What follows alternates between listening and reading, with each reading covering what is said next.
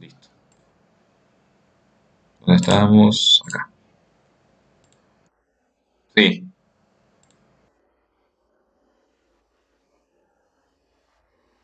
Si se trata de una pregunta de esto del tema, está perfecto, sí, decime, no hay problema. Sí. Bien, eso ahora lo voy a responder nomás. Está perfecto. Sí, muy bien. La carga nuclear efectiva, entonces nosotros dijimos, es ese concepto, la atracción del núcleo respecto a los electrones. ¿De qué depende la carga nuclear efectiva?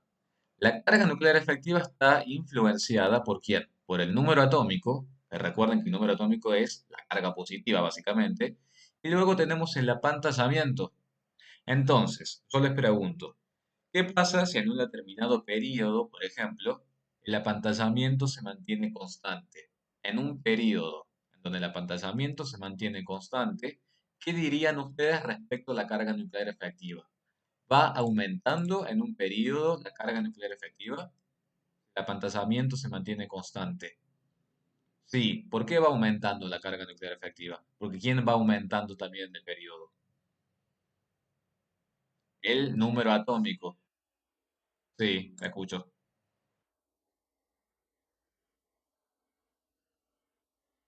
Perfecto. Exactamente, muy bien. Exactamente, esa es la respuesta. Recuerden, si el apantallamiento se mantiene constante, ustedes esta variable hacen de cuenta como que no está más. Entonces, si esto se mantiene constante, la única variable que tiene peso en la carga nuclear efectiva es el número atómico. Por eso es que decimos que si aumenta el número atómico, por lo general aumenta la carga nuclear efectiva. ¿Estamos? ¿En dónde podía ver yo este tema del apantallamiento? ¿En qué tema estaba involucrado el tema del apantallamiento? ¿Quién ejerce apantallamiento? ¿Qué es el apantallamiento? Si me lo tuvieran que definir ustedes. El apantallamiento, muy bien, lo ejercen otros electrones. Muy bien. ¿Y cómo me lo definirían ustedes al apantallamiento?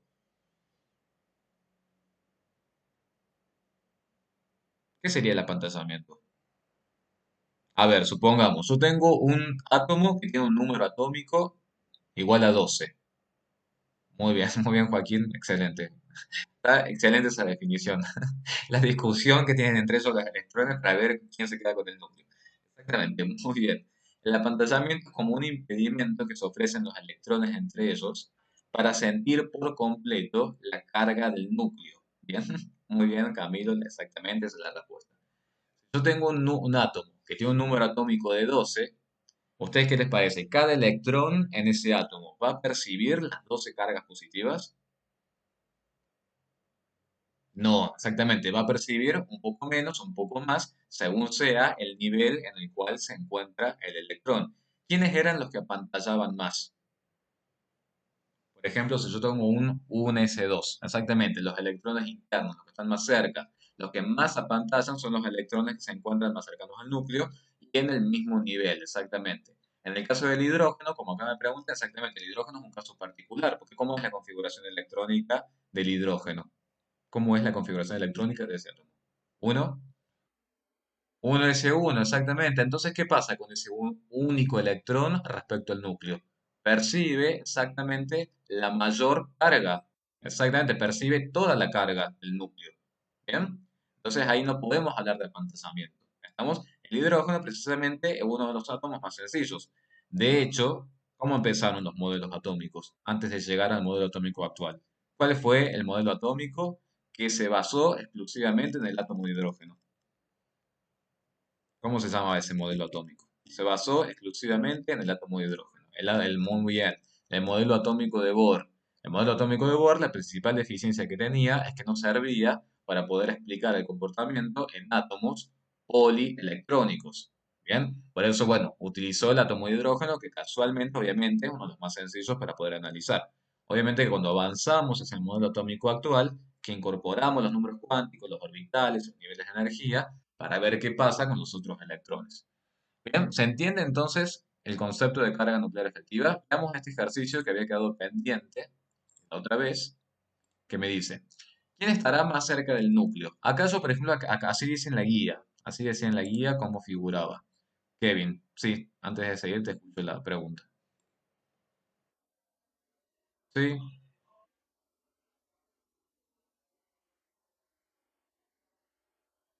El antes y el después, a mi punto de vista, están en el modelo de Rutherford o de Rutherford, como quieran decir ustedes. ¿Por qué? Porque el modelo de Rutherford fue el que introdujo el concepto de núcleo atómico. Por eso, a mi criterio, el antes y el después están en Rutherford.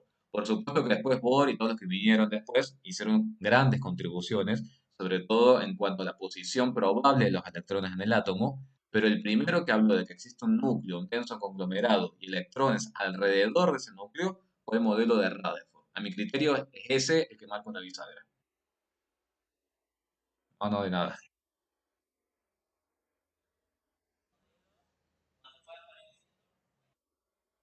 Sí, por supuesto. Sí, sí, por supuesto.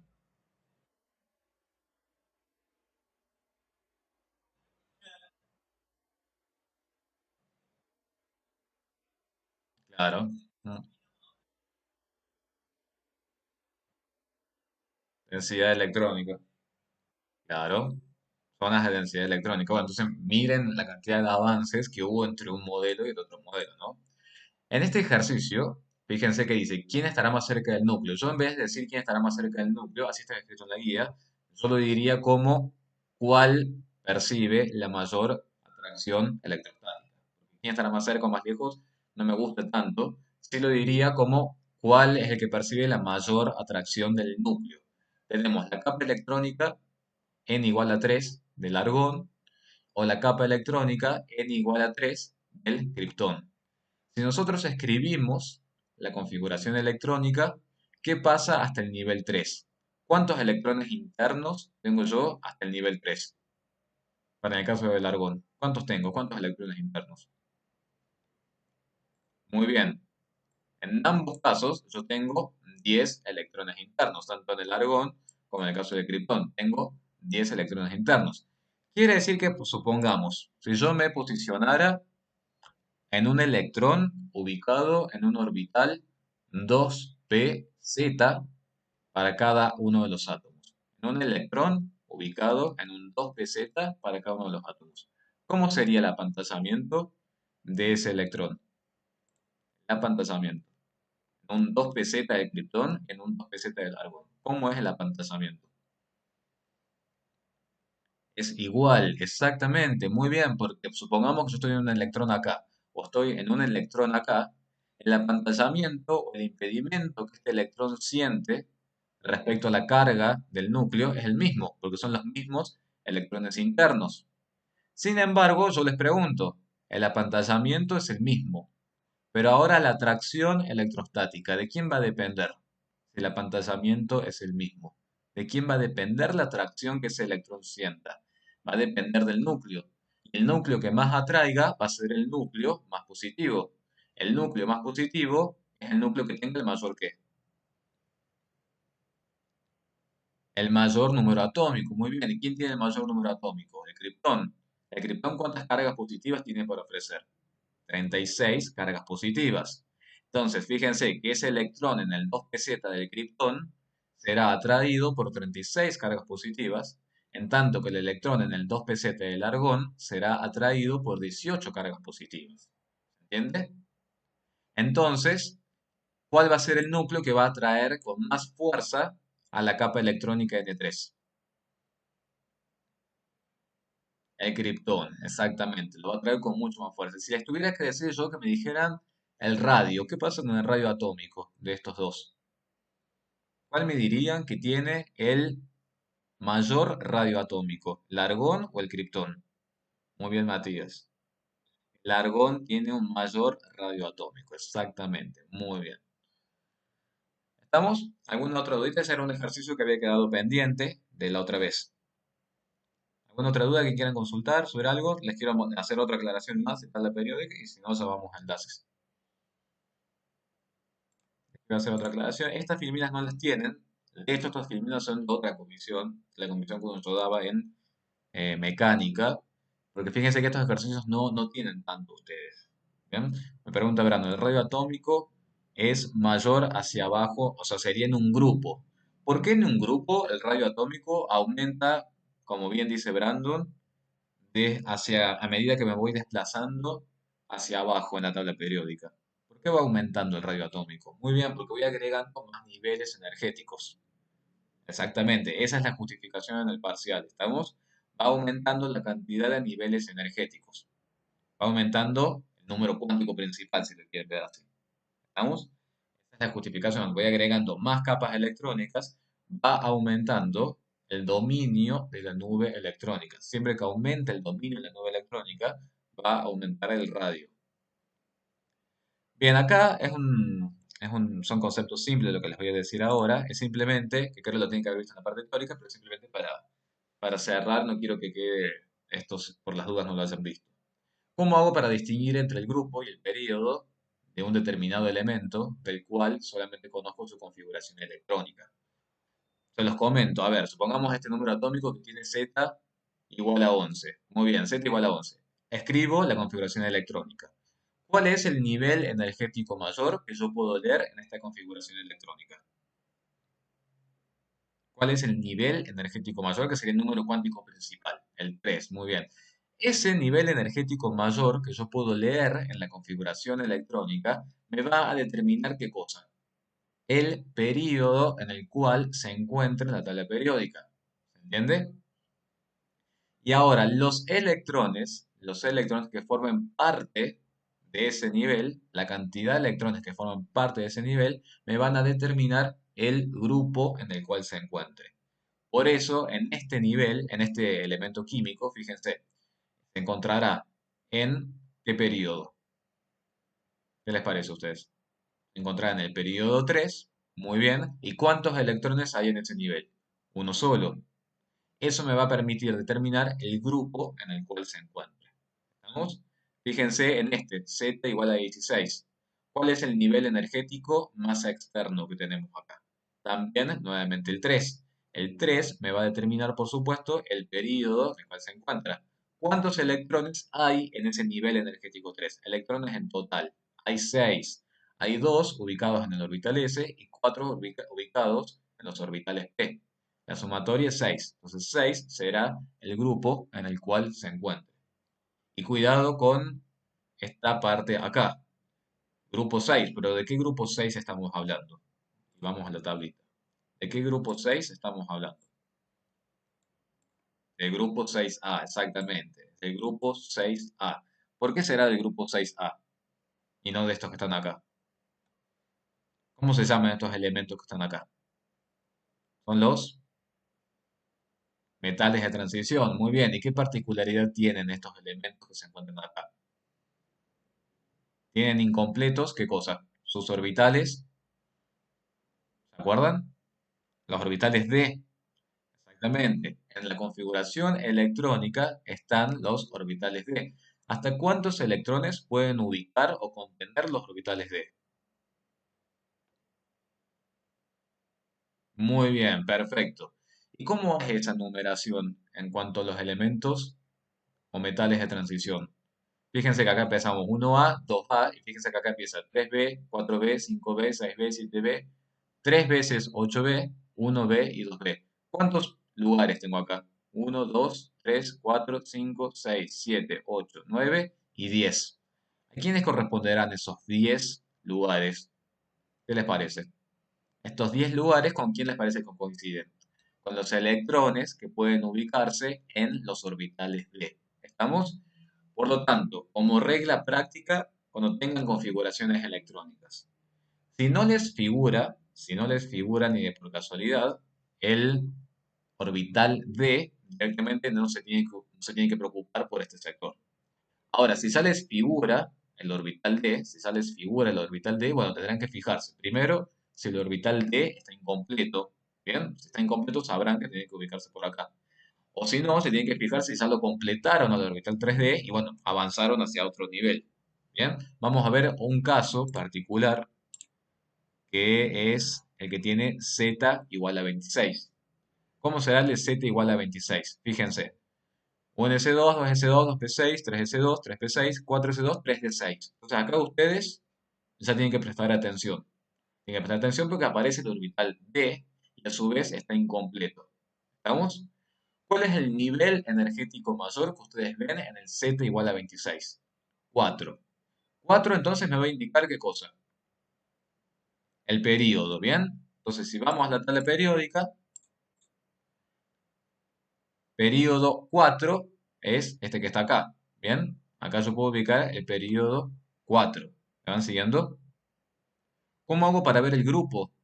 ¿Cómo hago para ver el grupo? Una vez ya sé que estoy en el periodo 4. Estoy en el periodo 4, a su vez sé que estoy entre los de transición, es decir, que tengo que estar en este sector. ¿Cómo hago para ver en cuál sector me tengo que ubicar? Exactamente, tengo que ir al 3 de 6. 6 me indica entonces el lugar en el cual se encuentra ese átomo en la tabla periódica. Son 6 electrones en ese orbital 3D incompleto. ¿Dónde será 3 de 6 en la tabla periódica? 3 de 6 en la tabla periódica. ¿Cuál de todos esos será para ustedes? 3 de 6. Muy bien, será 3 de 1, 3 de 2, 3 de 3, 3 de 4, 3 de 5 y 3 de 6. Bien, es el átomo de hierro que se ubica en el periodo. ¿Qué periodo habíamos dicho? ¿Periodo 4 o periodo 3? Periodo 4, muy bien. ¿Y en qué grupo se encuentra entonces? En el, ¿cuál será el grupo de hierro? No sé si se llega a ver ahí, pero es el 8B. ¿Lo ven? Es el 8B, porque recuerden que va 3B, 4B, 5B, 6B, 7B, 8B, 8B, 8B y después viene 1B y 2B. ¿Estamos? Bien, y después, por ejemplo, Z igual a 55. Fíjense, el Z igual a 55. ¿Cómo harían por ubicar el Z igual a 55? ¿Tengo algún orbital D incompleto? Pasé por los orbitales D, los completó a los orbitales D y después siguió. ¿Estamos? Entonces, bueno, me despreocupo. Pasé por toda la zona de transición, pero ya la pasé.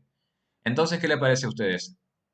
¿Qué periodo le corresponderá a este elemento? El periodo 6, muy bien, por nivel energético mayor. Y el grupo 1. Si vamos a la tabla periódica, ¿en dónde estará díganme ustedes cuál les parece que es, el periodo 6 y el grupo 1? ¿Cuál les parece que es? El cesio, exactamente. Bien, de esa forma, ustedes por la configuración electrónica, es el cesio, exactamente. De esa forma, por la configuración electrónica, se pueden dar cuenta. Mateo me dice, entonces los de transición interna tienen incompletos el subnivel F. Exactamente, van a ir viendo los que tienen incompleto el orbital D y luego los que tienen incompleto los del orbital F. Que ya llegamos a cuántos lugares, cuántos casilleros ya llegamos a mencionar cuando hablamos del F. Exactamente, 14. Porque 14 es el número máximo que tienen para ubicar esos orbitales. Bien, obviamente son los elementos menos abundantes. ¿Alguna duda entonces con eso? Era lo que faltaba como para cerrar tabla periódica, que es algo que si se fijan en la guía tienen un ejercicio 2 nada más. En las guías de las otras especialidades hay bastantes ejercicios de esto. Por eso me pareció útil dárselos. No sé si quieren, se las puedo compartir a estas criminales también. Estas no están en autogestión. Si les parece fácil, no se las comparto y si no, bueno, se las subo por las dudas. Como quieren que hagamos, como ustedes quieran. Acá hay varios ejercicios que son simples de las otras especialidades. Pero bueno, como ustedes quieran, ustedes me dicen. Vamos a cerrar entonces esto. Subo entonces. Bien. Perfecto, ya se la subo entonces a autogestión. Bueno, acá vamos a cerrar esto. Tabla periódica, entonces. Estamos. Vamos a comenzar directamente. Nos quedan 8 minutos, después nos vamos a reconectar. Vamos a comenzar directamente con lo que nos corresponde a la clase de hoy, que es enlace.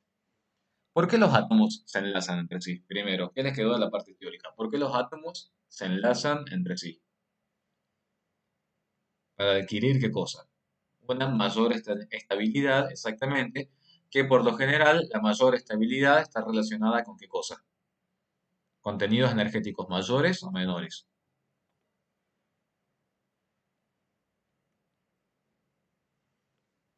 Siempre, recuerden, siempre los átomos se enlazan entre sí para adquirir una configuración del compuesto o de la molécula, porque a veces no es compuesto, a veces es molécula, de mayor estabilidad. Esa mayor estabilidad siempre está asociada con un menor consumo energético, ¿bien? Es una configuración que implica una menor energía, porque si nosotros necesitamos más energía o mayor consumo energético, quiere decir que no hay tanta estabilidad. Eso es lo primero. ¿Cuántos tipos de enlaces vamos a conocer nosotros? Tenemos el enlace metálico. El enlace metálico es el más simple de todos, porque ¿cuántos tipos de átomos habrá en un enlace metálico? ¿Cuánto les parece a ustedes? En un enlace metálico, uno solo. Entonces yo les digo una plancha de hierro. En una plancha de hierro únicamente tengo hierro. ¿Y cómo es el enlace metálico? ¿Cómo el hierro se va a enlazar con otro hierro? ¿Cómo es el enlace metálico? ¿Qué les parece? ¿Puede un átomo de hierro enlazarse con otro átomo de hierro en la plancha metálica de hierro? Muy bien, hay electrones deslocalizados, pero ¿qué encontramos nosotros en la plancha de hierro? Encontramos los núcleos positivos del hierro.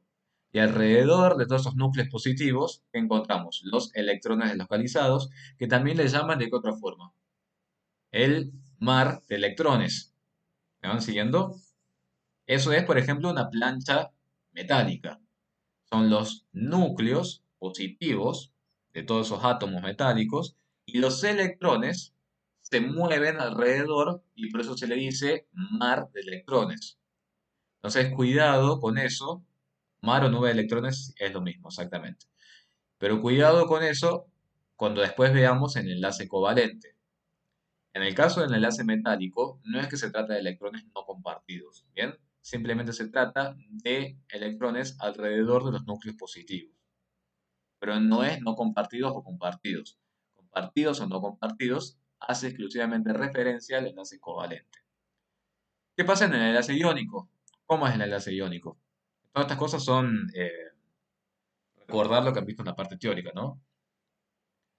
En el enlace iónico, se lo decimos ahora rápidamente, ya lo vamos a ver después. En el enlace iónico, por lo general, es un metal y un no metal. El metal tiene un carácter extremadamente electropositivo, tendencia a perder los electrones. El no metal tiene tendencia a ganar los electrones. ¿Bien? ¿De qué dependía de que un átomo tenga tendencia a ganar o a perder electrones? ¿Qué particularidad es la que tiene que tener? El electro. Muy bien, la electronegatividad. Eso es lo principal para poder definir cuál es el tipo de enlace que tenemos. La electronegatividad, la tendencia que tiene un átomo a ganar o a perder los electrones. ¿Qué pasa cuando esa diferencia de electronegatividad es extremadamente alta? Es decir, yo tengo un átomo que tiene baja electronegatividad y tengo otro átomo que supera por bastante a la electronegatividad del primer átomo. Muy bien, es un enlace iónico. Es un enlace iónico porque no es un enlace iónico porque es tanta la diferencia de electronegatividad que un átomo prácticamente termina quitándole los electrones al otro átomo. Es una transferencia neta de electrones. ¿Qué pasa en el covalente? En el covalente hay diferencia de electronegatividad entre los átomos.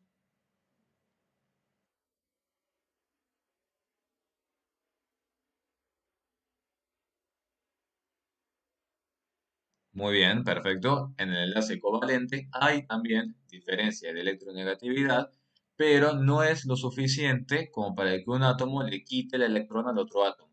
Simplemente se comparten. Los electrones se comparten, ¿bien? Y sí, lo que se dice que existe es un desplazamiento de la densidad electrónica, ¿bien? Los electrones, si bien están compartidos, pero van a estar más tiempo cerca de qué átomo. ¿Qué les parece?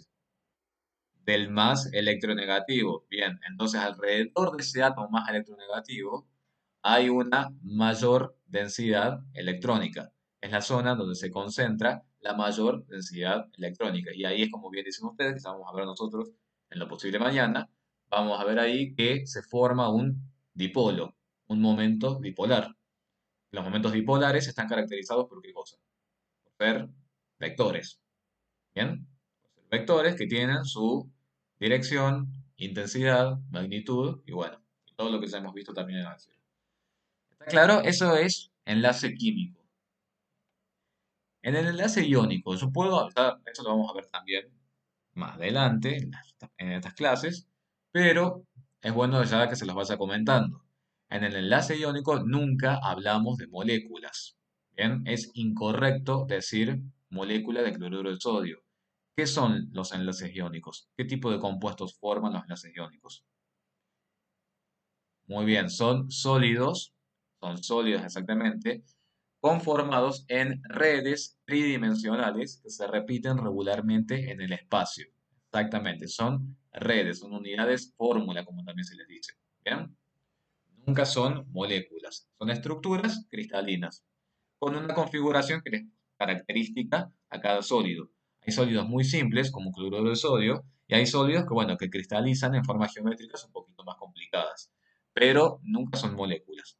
¿Quiénes son moléculas? ¿Quiénes conforman moléculas? Los enlaces covalentes. Bueno, eso principal para el parcial, cuando hagan las justificaciones teóricas. Principal para el parcial en las justificaciones teóricas es nunca confundir enlace iónico con enlace covalente y nunca llamar molécula. Y en los metálicos también hablamos de hierro monoatómico, por ejemplo, pero tampoco hablamos de molécula de hierro. ¿Bien? Hablamos de un compuesto férrico, un compuesto ferroso, un compuesto a base de hierro, un compuesto a base de cromo. Pero nunca decimos tampoco la molécula de cromo. ¿Entiendes?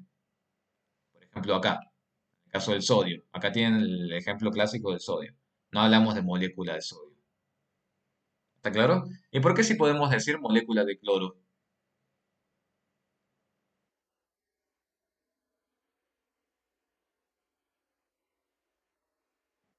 Muy bien. Perfecto, porque el cloro exactamente es biatómico y la molécula de cloro se forma a partir del enlace covalente de dos átomos de cloro, exactamente. Bueno, entonces, el primer punto, antes de que se nos corte la reunión, es cómo distinguir el tipo de enlace, ya algo estuvimos viendo. Bueno, pero acá tenemos algunas reglas prácticas para ir analizando, que no se preocupen si no las entienden en la primera clase, vean después luego las grabaciones y si no van preguntando. El enlace metálico entonces es muy fácil de distinguir. Son átomos de la misma especie, por lo general si usted se posiciona en este sector de la tabla periódica. ¿Bien? ¿Alguien tiene el mail de la profe a donde hay que mandar la ficha del estudiante? Pregunta Guadalupe. Creo que es el mail institucional. Veamos qué pasa con el enlace iónico. El enlace iónico, elementos muy electropositivos y elementos muy electronegativos. Por ejemplo, un sodio, metal alcalino, con un cloro. Un enlace iónico, está más que claro. Sodio y sodio, enlace metálico. Cloro y cloro, enlace covalente.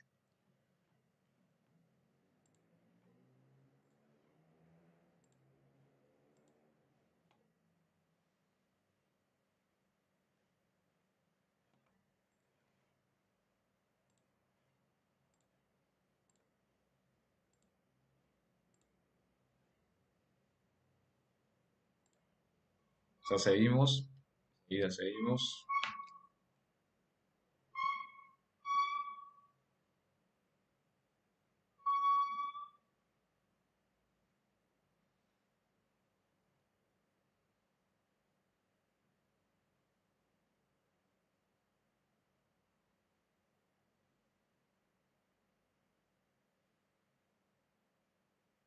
Bueno, vamos a continuar. Fíjense, acá está un poquito esquematizado. En el enlace covalente, fíjense que entre un átomo de cloro y un átomo de cloro que les estuve comentando, se trata de un enlace covalente. Son átomos que por supuesto tienen la misma electronegatividad, porque se trata de dos átomos de la misma especie. Decimos que el enlace es apolar. ¿Por qué? Porque si los átomos tienen la misma especie, no se genera en ningún momento un momento dipolar. Es decir, ninguno de los dos átomos va a atraer con mayor fuerza a los electrones que se encuentran compartidos. Los electrones que se comparten pasan el mismo tiempo tanto cerca de un cloro como cerca del otro cloro. Pero si ustedes se fijan en este dibujito que da cuenta de la nube electrónica, es simétrica alrededor de los dos átomos. ¿Bien? ¿Qué pasa, por ejemplo, acá en el ácido clorhídrico, cloruro de hidrógeno? ¿Qué dirían ustedes? ¿Cuál es el elemento o átomo más electronegativo? ¿Cloro o el hidrógeno? El cloro, muy bien. ¿Cómo es entonces la nube electrónica alrededor del cloro? La nube electrónica alrededor del cloro es mayor. ¿Por qué? Ese es el término que tienen que utilizar. Hay un desplazamiento de la densidad electrónica, desde el hidrógeno hasta el cloro. Si ustedes se fijan en el mouse, como estoy marcando, ese desplazamiento de la densidad electrónica conforma un momento dipolar, en donde tendrá densidad de carga negativa, obviamente, alrededor del átomo de cloro, y densidad de carga positiva alrededor del átomo de hidrógeno. ¿Se entiende? Ese momento dipolar que yo estoy marcando acá, que es ese que está acá, es la flechita. La flechita representa ¿qué cosa? ¿Qué será? La flechita representa un vector. Exactamente. Ese vector es el momento dipolar que le corresponde a esa molécula. Y sí puedo decir molécula porque es un enlace covalente. Bien, esto es a grandes rasgos. Sin embargo, y bueno, y obviamente sabiendo que hay elementos que es fácil distinguir. Yo les digo como regla práctica. Siempre que ustedes tengan un elemento del grupo 1A, por ejemplo, con alguno que se encuentre acá, en uno del 7A, y bueno, en el 95% de los casos se trata de enlaces iónicos, ¿bien? Lo mismo que si yo les hablara de un aluminio y de un cloro. Entre un aluminio y un cloro, obviamente que esto va a ser un enlace covalente, ¿se entiende? Sin embargo, hay una reglita práctica, que ahora la vamos a ver acá, para poder distinguir bien cuál es el tipo de enlace entre dos átomos. Este es un triángulo, que es el triángulo que se llama el triángulo de Quetelar, porque me permite predecir el tipo de enlace presente entre dos átomos, según, y fíjense bien, lo que tenemos en los ejes. En el eje de las ordenadas tenemos la diferencia de electronegatividad. La electronegatividad de cada átomo ustedes la pueden encontrar en la tabla periódica. ¿Bien? La diferencia de electronegatividad, la diferencia se encuentra en el eje de las ordenadas. Y en el eje de las abscisas, si ustedes se fijan, tienen la electronegatividad promedio entre los dos átomos. ¿Bien? Fíjense que es electronegatividad promedio. Es la electronegatividad de un átomo más la electronegatividad del otro átomo dividida a 2. ¿Van siguiendo? Es una zona de transición, Brandon. Es una zona de transición. No hay tantos compuestos o especies presentes en esa zona. Por eso no hay ningún tipo de enlace señalado ahí. Bien. Ahora, volviendo al concepto, lo que les estaba comentando. Vamos a repetir qué pueden leer o pueden encontrar ustedes en este triángulo de Quetelar. En el eje de las ordenadas van a encontrar la diferencia de electronegatividad. Simplemente restando la electronegatividad mayor de uno de los átomos menos la electronegatividad del otro átomo. Y en el eje de las abscisas van a encontrar la electronegatividad promedio. ¿Cómo calculan la electronegatividad promedio? La electronegatividad de un átomo más la electronegatividad del otro átomo dividido 2. Si ustedes toman los resultados de ambos cálculos, van a venir al triángulo y van a poder ver en qué zona cae su compuesto. Si cae, por ejemplo, en esta zona, obviamente será un enlace metálico, acá será un covalente, y acá en esta zona será un iónico. Bien, es una forma de predecir el tipo de enlace. ¿Estamos? Ahora, ustedes en el examen obviamente no van a tener este cuadrito, ¿no? En el examen ustedes van a trabajar con compuestos que sea sencillo predecir el tipo de enlace. Ustedes cuando justifiquen el tipo de enlace, lo primero que tienen que decir, punto uno, es la naturaleza de los átomos que están involucrados. Por ejemplo, yo les digo cloruro de sodio. Punto uno, ¿por qué es iónico? Es iónico porque se trata de un metal enlazándose a un no metal. Bien, tenemos el sodio, tremendamente electropositivo, y luego tenemos el cloro, tremendamente electronegativo. Entonces, la naturaleza de los átomos, ese es el primer punto para justificar.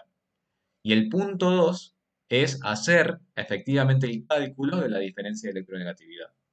Si a ustedes la naturaleza les dice que tienen un no metal y tienen un metal, y a su vez hacen el cálculo y verifican que la diferencia de electronegatividad es tal para que sea un enlace iónico, entonces la respuesta que van a decir ustedes se trata de un enlace iónico.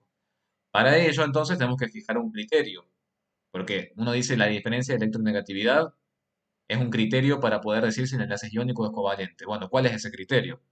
¿Cuál es la diferencia de electronegatividad que han visto en la parte teórica para decir si un enlace es iónico o es covalente? Porque ahí hay varias teorías, ¿no? Esa diferencia de electronegatividad, ¿cuánto han visto? 1,5, 1,8, 2. ¿Cuánto han visto en la parte teórica? Muy bien, una diferencia de electronegatividad mayor a 2. Bien, en otros lados al igual a 1,5. ¿Quién desempata esas cuestiones para ustedes? ¿Quién va a desempatar esas cuestiones? Si es mayor a 2, mayor a 1,5. ¿Qué pasa si es 1,8? En ese momento, en esas situaciones de compromiso, es en donde ustedes van a decir, bueno, si yo tengo un metal y un no metal, y bueno, muy factible que sea un enlace iónico. Y si no, el mejor método para desempatar es acudir a este triangulito. ¿Estamos? ¿Vieron este triangulito en la parte teórica? ¿Vieron el triangulito de Ketelar? No, no, no, dicen que no. Bueno, entonces en buena hora que se lo estoy introduciendo acá en la parte práctica. ¿Bien? Pero bueno, para tranquilidad de ustedes, en un examen, ¿cómo justifican si el enlace es iónico o es covalente? Punto uno, ¿cuál era? ¿Cuál dijimos que era el punto uno? Justificar la naturaleza de los átomos. Muy bien, ese es el primer punto. Según la naturaleza de los átomos, yo podré predecir. El punto dos, ¿cuál es? Hacemos el cálculo de qué cosa, de la diferencia de electronegatividad. ¿Qué criterio vamos a utilizar? ¿Qué criterio vamos a utilizar? Mayor a 2, menor a 2, ¿cuál es el criterio? Para decir que es iónico. Diferencia de electronegatividad mayor o igual a 2. Y ahí tenemos un enlace iónico. ¿Estamos? Bueno, vamos a hacer un par de ejercicios para ver si tendremos que acudir a este triangulito o no. ¿Bien? ¿Alguna duda hasta acá? ¿Una duda? Vamos a analizar ahora, fíjense lo que dice el ejercicio. Ordenar los siguientes enlaces de acuerdo al aumento de su polaridad, según corresponda. Tenemos, bueno, fósforo, azufre, silicio, flúor. Bueno, tenemos varias parejitas y vamos a calcular la diferencia de electronegatividad entre ellos para ver si los enlaces son covalentes o son iónicos según la polaridad que tenga ese enlace. ¿En dónde les parece que va a ser mayor la polaridad de un enlace? ¿Cuándo será mayor la polaridad? Es decir, ¿cuándo será mayor este momento dipolar o la polaridad? Cuanto mayor sea la diferencia de electronegatividad, exactamente. ¿Estamos? ¿Se entiende lo que les vamos diciendo? Mayor diferencia. Bien. Esto, por ejemplo, obviamente acá tienen tabuladas las electronegatividades, ustedes después lo van a ir verificando. Pero bueno, empecemos con la primera parejita. Tenemos fósforo y azufre. Electronegatividad 219, 250. Diferencia de electronegatividad 0,31. Si ustedes hubieran tenido, por ejemplo, un compuesto fósforo-azufre para justificar en el parcial, y vamos a la tabla periódica, ¿qué hubieran dicho? Según la naturaleza de los átomos que se van a enlazar, según su ubicación en la tabla periódica. ¿Qué dirían ustedes? ¿Qué tipo de naturaleza tienen estos elementos? Es covalente, se trata de dos no metales, y a su vez la diferencia de electronegatividad me está corroborando lo que estoy diciendo, porque fíjense que es 0,31. ¿Se entiende? Fósforo-cloro. ¿Qué pasa con el fósforo y el cloro? Lo mismo. Naturaleza de las especies que se están enlazando. Fósforo, cloro. Bien. Fíjense cuánto es la diferencia de electronegatividad. 0,81. ¿Estamos? ¿Qué pasa con silicio y flúor? ¿Cuánto es la diferencia de electronegatividad? Fíjense, tenemos 1,90 y 3,98. Es 2,08. Bien, es mayor a 2. Sin embargo, si yo busco, por ejemplo, para ese tetrafluoruro de silicio, fíjense el punto de ebullición que tiene. Si fuera iónico, ¿qué hubieran esperado ustedes respecto al punto de ebullición? ¿Cómo es el punto de ebullición o de fusión de los compuestos iónicos?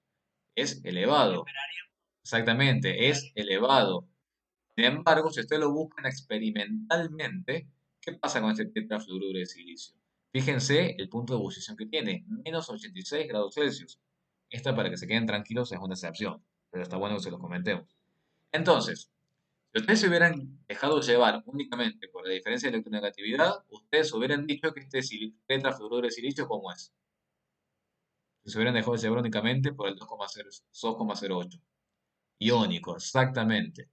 Sin embargo, este compuesto no forma un enlace iónico. Se trata de una molécula que forma un enlace covalente. ¿Quién me va a permitir desempatar esa cuestión? Esa cuestión me la va a permitir desempatar ¿quién? Muy bien. El triangulito de Ketelar. Exactamente. Veamos. Diferencia de electronegatividad, ¿cuánto es? 2,08. ¿Bien?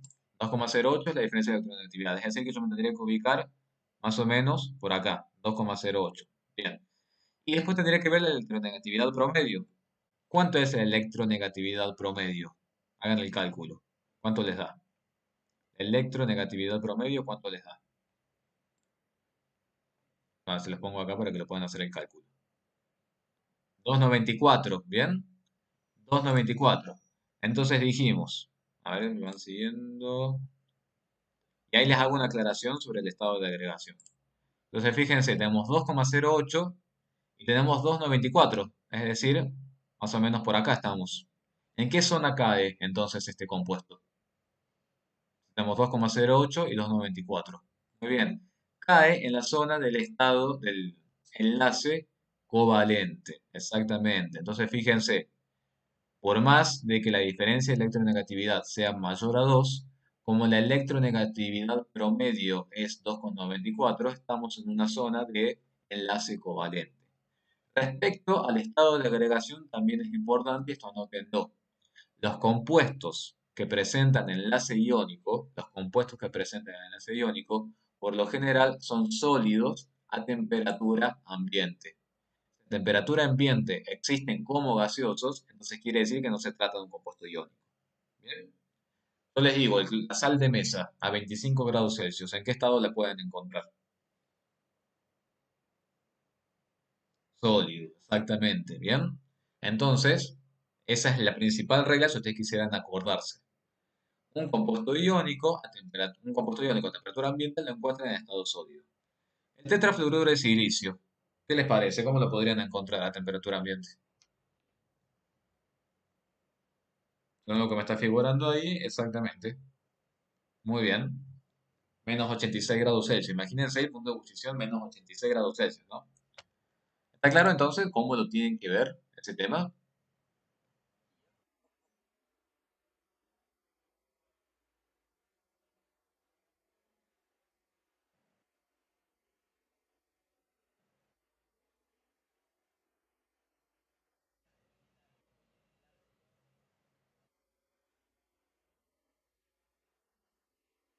Sí, exactamente, que eso, esta propiedad la vamos a ver cuando pasamos a ver la unidad de sólidos iónicos.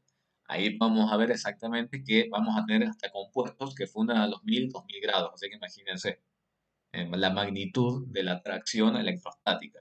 Recuerden que en el enlace iónico está todo regido por atracciones electrostáticas. ¿Estamos? Muy bien, Pedro, la acotación. ¿Qué les parece con estos compuestos que están acá? Fíjense, de esto después lo pueden ver ustedes tranquilos. Pero fíjense con estos compuestos que están acá. Litio, azufre.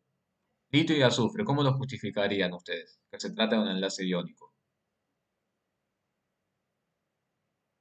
Litio es un metal, azufre es un no metal, y la diferencia de electronegatividad da 1,5.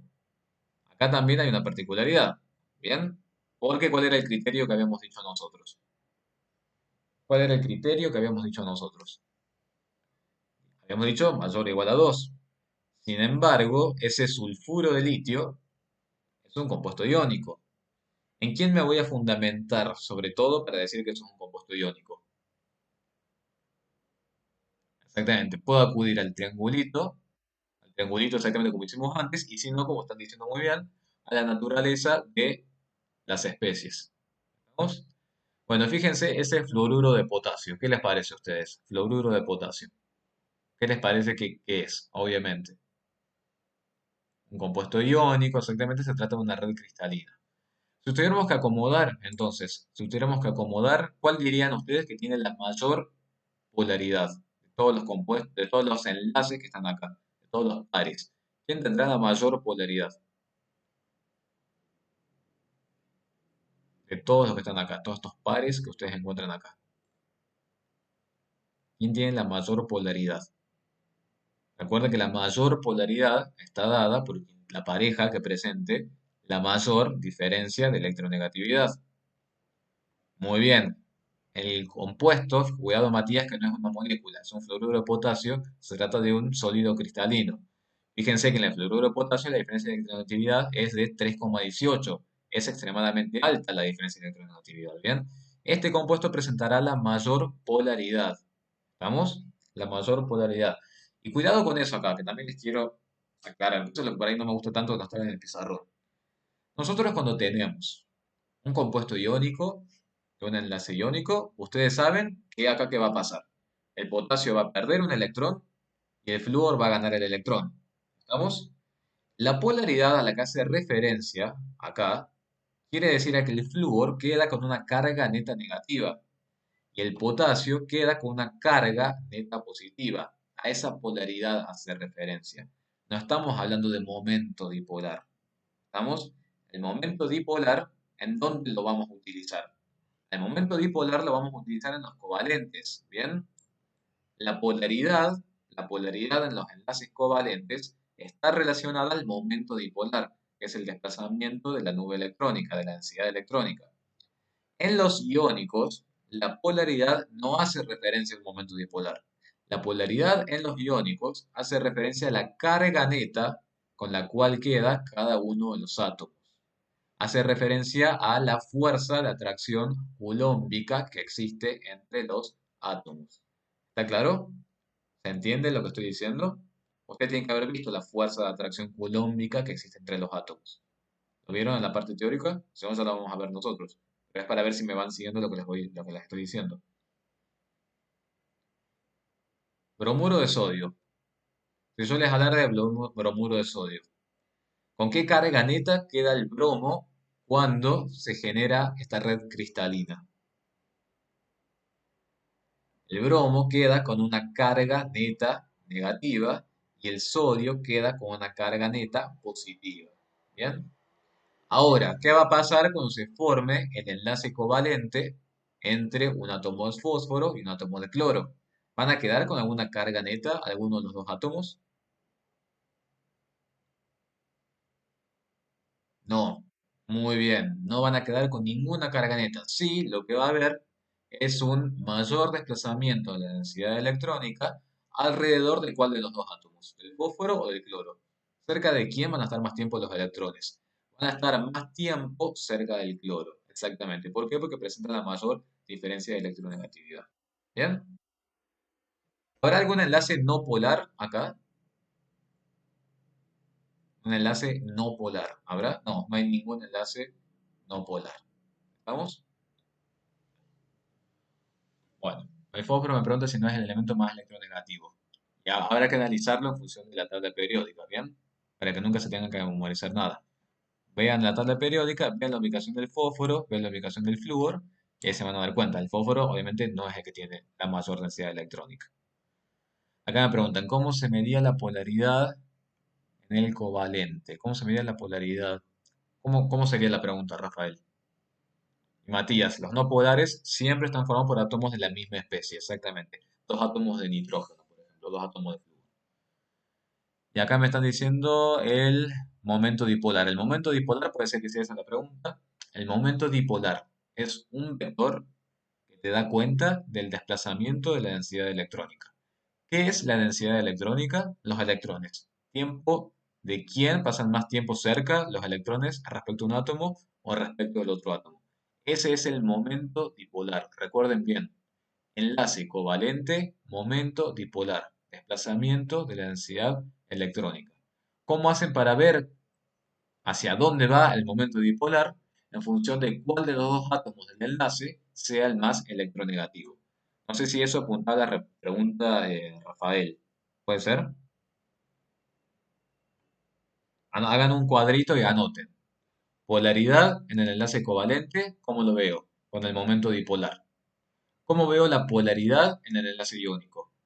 Carga neta con la que quedan los átomos en la estructura cristalina. Bien, para que no lo confundan nunca.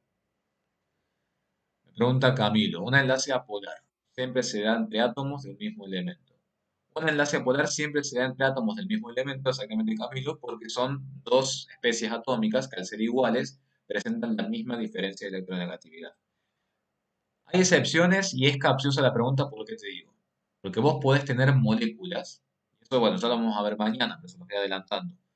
Vos podés tener moléculas que sean apolares, pero los enlaces individuales de esa molécula pueden ser polares. ¿Por qué una molécula puede ser apolar, siendo que los enlaces individuales son polares? Porque, exactamente, muy bien, ¿por qué puede ser eso? Recuerden que los momentos dipolares son qué cosa. A ver, un segundito, Pedro, dame un segundito que yo le explico. Los momentos dipolares son qué cosa. Quiero que lo razonemos todos. Vos, Pedro, ya sabes a la materia, por eso quiero que todos lo razonemos. Los momentos dipolares son qué cosa. Fuerzas. ¿Qué otra cosa más? Son vectores, para que lo puedan ver de ese modo. Los momentos dipolares son vectores. Si yo esos vectores los pongo en alguna posición en particular en el espacio, en mi molécula, puede ser que esos vectores se cancelen unos con otros. Si los vectores de la molécula se terminan cancelando todos con todos, ¿cómo va a ser el momento dipolar neto? ¿Cómo va a ser el momento dipolar? Cero, muy bien. Si el momento dipolar neto es cero, entonces la molécula es apolar. Pero bueno, esa es una discusión que vamos a ver bien en detalle mañana.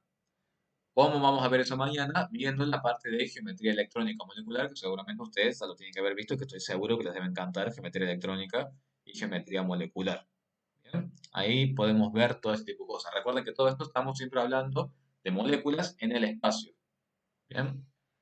Ahora sí, Pedro, no sé si querías acotar algo más a lo que yo había dicho. ¿Alguna duda? Bien, el resto, Pedro parece que no tiene nada más para acotar. ¿El resto, alguna duda? Todo lo que estuvimos diciendo, mucha información.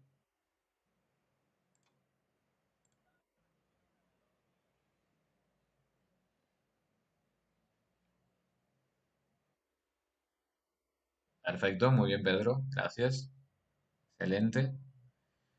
Bueno, entonces vamos a pasar a Lewis. Vamos a pasar a Lewis. Dice Brandon, los apolares son en mayoría elementos puros. Yo te diría que, por ejemplo, si hablamos de una corriente de gas nitrógeno, estamos hablando de un compuesto conformado únicamente por nitrógeno 2. Un compuesto conformado por nitrógeno 2, la molécula de nitrógeno. Si hablamos del oxígeno, si nosotros quisiéramos suministrar en una cámara oxígeno, oxígeno puro, ¿cómo sería el compuesto que define ese oxígeno puro? ¿Cómo les parece que será? En el aire, nosotros tenemos oxígeno puro. ¿Qué tenemos en el aire? En el aire tenemos una mezcla de ¿quiénes? De oxígeno con nitrógeno. Muy bien. Pero ese oxígeno, como bien dicen ustedes, es oxígeno 2, la molécula de oxígeno. ¿Esa molécula de oxígeno será polar o será apolar? Muy bien, la molécula de oxígeno será apolar. ¿Por qué? Porque se trata de elementos de la misma especie. ¿Vamos? Así tiene que hacer la analogía Brandon. Bueno, acá en estas filminas ustedes tienen un par de definiciones teóricas para que las vayan leyendo y trabajando. Acá tienen, por ejemplo, también excepciones, que yo se las voy a ir nombrando a medida que vayamos haciendo los ejercicios.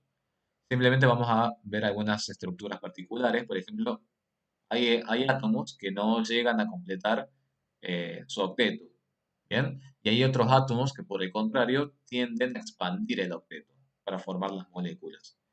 Veamos, por ejemplo, octeto incompleto. ¿Qué dice acá? El octeto incompleto, por ejemplo, berilio y átomos centrales del grupo 13.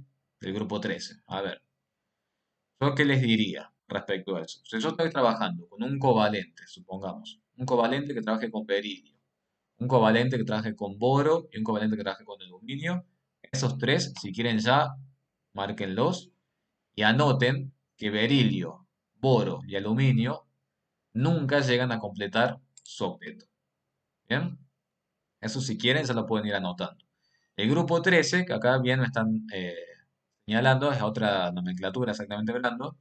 Yo como no me lo sé así de memoria, vamos a hacer toda la cuenta. Uno 2 tenemos uno 2 3 4 5 6 7 8 9 10 11 12 13. El grupo 3A en adelante, exactamente. Ese sería el grupo 13. Algunos tienen a expandir, pero no todos, ¿bien?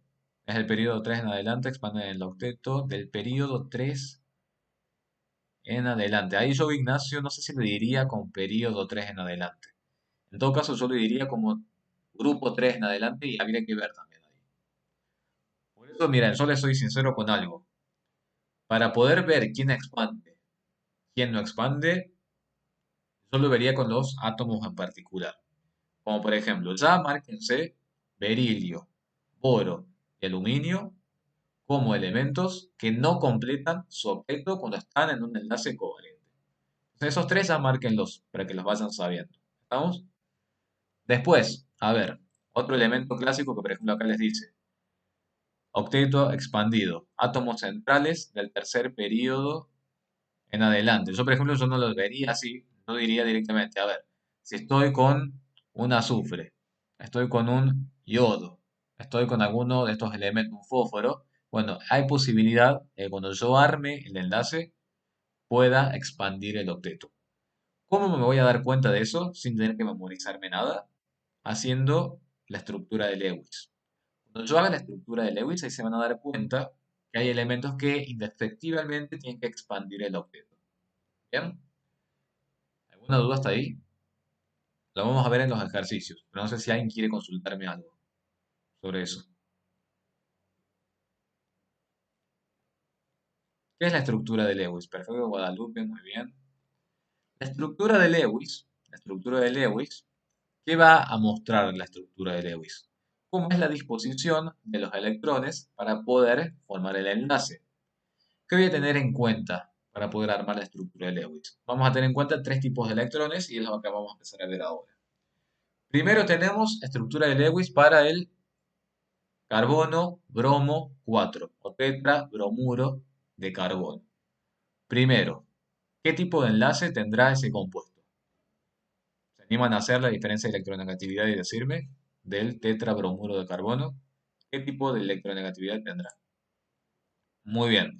Si han hecho el cálculo numérico, les tiene que haber quedado que el tetrabromuro de carbono les da un enlace covalente. ¿Bien? Entonces, lo primero es enlace covalente por tal cosa y por tal cosa. Ustedes lo saben.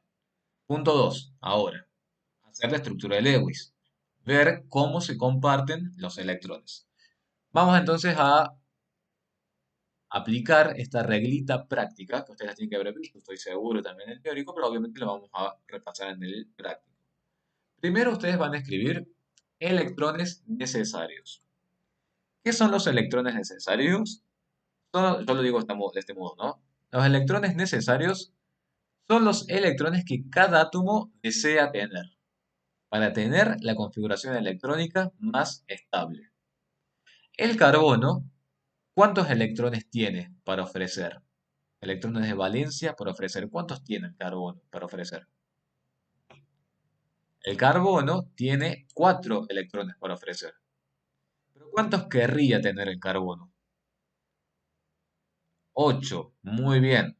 Entonces, los 4 electrones que tiene el carbono van a ser los electrones disponibles, porque ese es lo que el carbono tiene para ofrecer. Y los 8 electrones que el carbono quiere tener van a ser los electrones necesarios. Y este uno que está acá es porque tengo un solo mol de átomo de carbono en ese compuesto. ¿Qué pasa con el bromo? ¿Cuántos bromos tengo primero? Tengo 4 bromos, 4 bromos. ¿Cuántos electrones tiene para ofrecer el bromo? El bromo tiene para ofrecer 7 electrones. ¿Cuántos quiere tener el bromo? El bromo quiere tener 8 electrones, exactamente. Vamos a hacer la cuenta entonces entre los electrones necesarios y los electrones disponibles. Electrones necesarios, si yo hago la cuenta, van a ser 40. Electrones disponibles, si yo hago la cuenta, van a ser 32. La diferencia entre los necesarios y los disponibles me van a decir los electrones compartidos. Electrones compartidos son los electrones que van a formar los enlaces. Si a mí la cuenta me dice que se necesitan compartir 8 electrones, ustedes saben que cada enlace implica la presencia de 2 electrones, voy a necesitar de 4 pares de electrones. 4 pares de electrones equivale a decir cuántos enlaces. 4 enlaces. ¿Me van siguiendo? ¿Cómo ubico entonces esos 4 enlaces? Carbono bromo, bromo y bromo. ¿Por qué ubiqué el carbono acá y no ubiqué un bromo ahí como átomo central? Porque acá, por ejemplo, tienen una regla, que eso les digo que después la pueden leer ustedes tranquilos en su casa. Los átomos centrales por lo general son los más electropositivos. ¿Bien? Y los hidrógenos, fíjense, siempre se encuentran alrededor. Son reglas que después las pueden ir leyendo ustedes en su casa. Entonces, ¿están de acuerdo con que el carbono es más electropositivo que el bromo, no? ¿O alguien está en desacuerdo con eso? El carbono es el más electropositivo, muy bien, eso por eso lo ubico centralmente. Entonces, entre el carbono y cada uno de los átomos de bromo, yo tengo que ubicar cuatro pares de electrones, es decir, cuatro enlaces. Por eso, si yo sé que tengo carbono y tengo cuatro bromos, y son cuatro enlaces los que tengo que formar, será un enlace para cada unión carbono y bromo. ¿Quiénes conformarán ese enlace? Y bueno, serán conformados por un electrón que le pertenece al carbono y el otro electrón que le pertenece al bromo. ¿Con cuántos electrones queda el carbono en total al formar los enlaces? 8 electrones, muy bien. El bromo, ¿con cuántos electrones queda al terminar de formar los enlaces? 8 también. ¿Cómo hago para ver si esto que hice está bien y si no me equivoqué en algo? Supongamos en los cálculos de los electrones necesarios y disponibles. Voy a aplicar el concepto de carga formal. Bien, siempre se trata de que la carga formal sea lo más baja posible. Y si estamos trabajando en compuestos eléctricamente neutros, obviamente la sumatoria de las cargas formales tendrá que ser igual a ¿cuánto? A cero. Muy bien, perfecto. Y en una especie iónica, ¿a cuánto tendrá que ser igual la sumatoria de las cargas formales? A la carga del ion, exactamente. Muy bien, lo tienen que haber visto, ¿bien? Depende del ion. Si estamos en un cation, obviamente tendrá que ser igual a la carga positiva. Si estamos en un anión, obviamente tendrá que ser igual a la carga negativa. ¿Cómo hago para ver el concepto de carga formal? Vamos a aplicar una formulita, que es esta que está acá. ¿A qué es igual la carga formal de un átomo en un compuesto en un enlace? Número de electrones de valencia, número de electrones sin compartir alrededor de ese átomo, faltaría agregarle acá, menos el número de enlaces. Vamos a ir directamente a un ejemplo para el bromo. ¿Cuántos electrones de valencia tiene el bromo? ¿Cuántos electrones de valencia tiene el bromo? 7. Muy bien. ¿Cuántos electrones hay sin compartir alrededor de ese átomo de bromo? Vemos 1, 2, 3, 4, 5 y 6. Hay 6 electrones sin compartir alrededor de ese átomo. Muy bien. ¿Cuántos enlaces ha formado este bromo que está acá? Uno solo. Muy bien. 7 menos 6 menos 1 igual a 0. Bien. Para este bromo, ¿cómo será el análisis? ¿Qué les parece? Va a ser exactamente el mismo análisis, porque da la casualidad y la particularidad de que en esta molécula los enlaces carbono-bromo son todos idénticos. Entonces, este bromo, si quieren lo analizan, pero este bromo nuevamente son 7 electrones de valencia, 6 electrones a su alrededor sin compartir y un solo enlace carbono-bromo. Por lo tanto, los 4 bromos tendrán una carga formal igual a cero. ¿Qué pasa con el carbono? ¿Cuántos electrones de valencia tiene el carbono? Electrones de valencia. 4. Muy bien. ¿Cuántos electrones hay sin compartir alrededor de ese átomo de carbono? Ninguno. Cero. Perfecto. ¿Cuántos enlaces ha formado este átomo de carbono? Ha formado 4 enlaces. Bien. 4 menos cero menos 4, 0. Como corresponde, 0, 0, 0, 0 y 0. Obviamente, este compuesto está bien esquematizado. La distribución de electrones entre el carbono y los bromos está correctamente hecha. Quiere decir que esta reglita que aplica acá es correcta. ¿Tuve que aplicar alguna excepción de estas que vemos acá? No, porque el carbono no forma parte de esas excepciones que yo les dije para el berilio, el boro, el aluminio, azufre o demás. ¿Se entiende? Eso es Lewis. Mañana ya vamos a ver que con esto de Lewis que estamos viendo ahora, podemos luego predecir la geometría electrónica, geometría molecular y las propiedades. ¿Bien? Acá tienen otros compuestos para hacer. Fíjense que los que están señalados acá son los que estamos haciendo nosotros.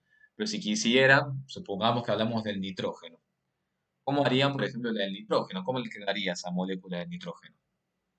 Si ustedes hicieran todos los cálculos. ¿Alguien lo hizo? ¿Alguien sabe cómo queda ese nitrógeno? Vamos a hacerlo a ver rápidamente. ¿Cuáles serían los electrones necesarios del nitrógeno?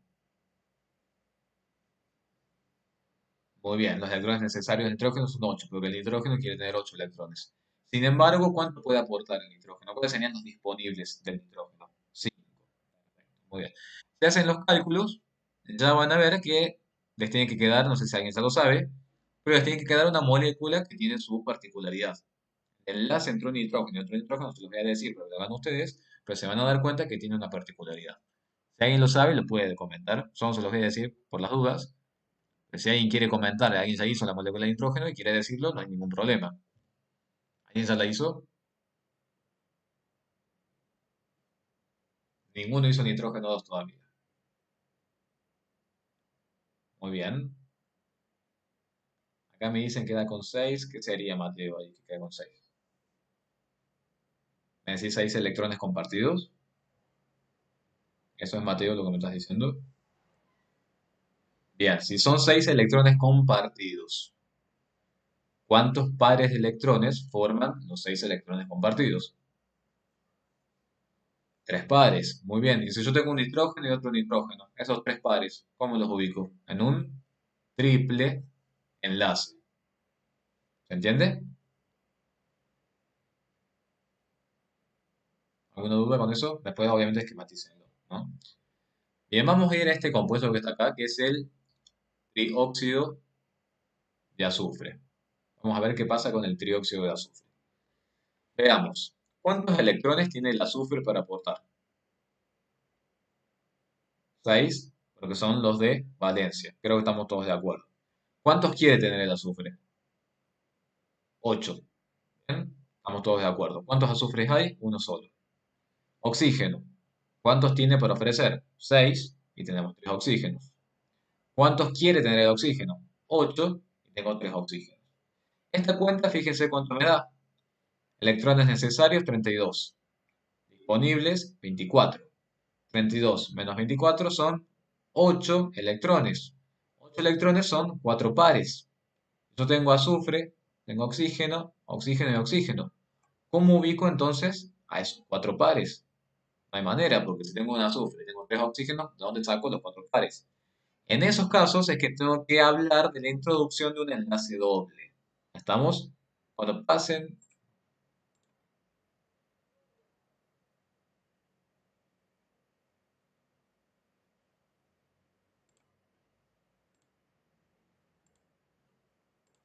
seguimos. Qué rápido que se pasa el tiempo.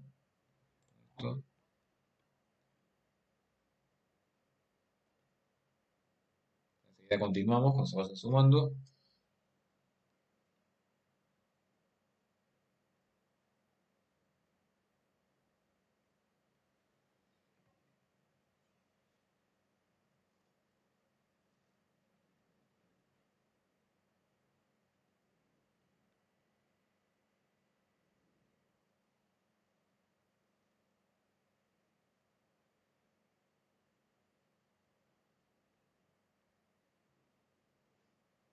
Bueno, ¿cuántos somos? Más de 50. Perfecto.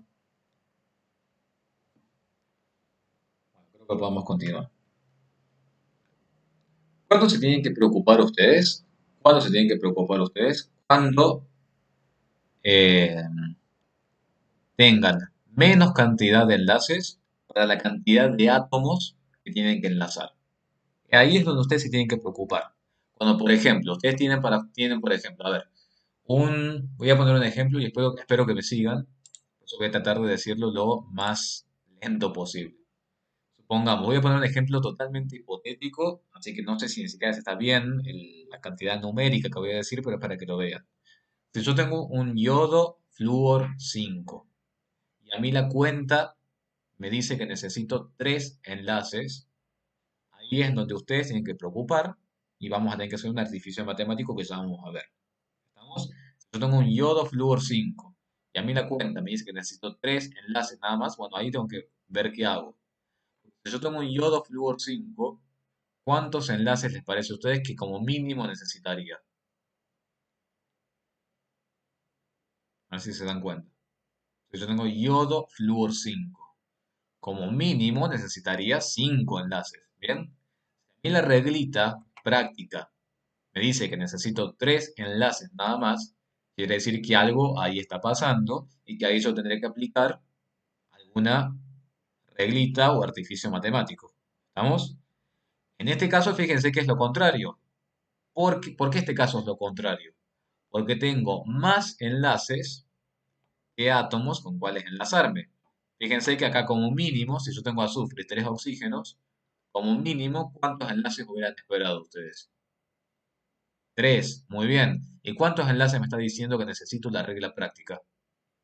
4, ¿bien? Entonces, en este caso no hay ningún problema, porque ¿cómo soluciono este tema? Enlaces de más.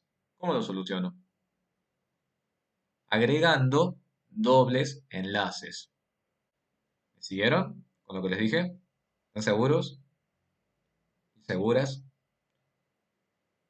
Bien. Entonces analicémoslo. 4 pares. Muy bien. ¿Cómo voy a ubicar esos 4 pares? Bueno, formaré un enlace doble, un azufre con un oxígeno. Sin embargo, este doble enlace no tiene por qué ser especial para este azufre con este oxígeno. Este doble enlace puede estar en cualquiera de estos 3 enlaces. Bien, este doble enlace puede estar con este oxígeno o puede estar también con este oxígeno.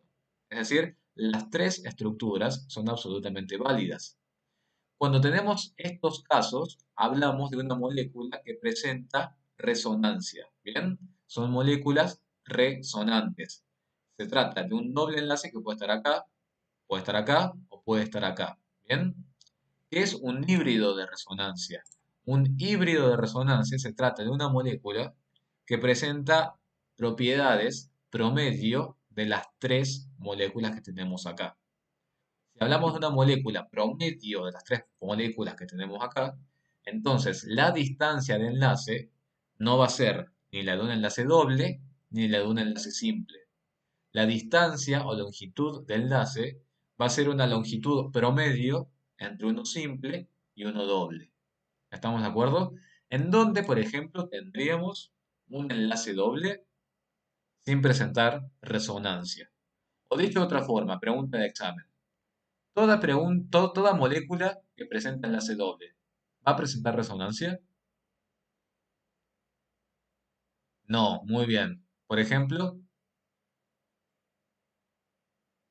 quisiera darme un ejemplo de alguna molécula que presenta enlace doble y no presenta resonancia.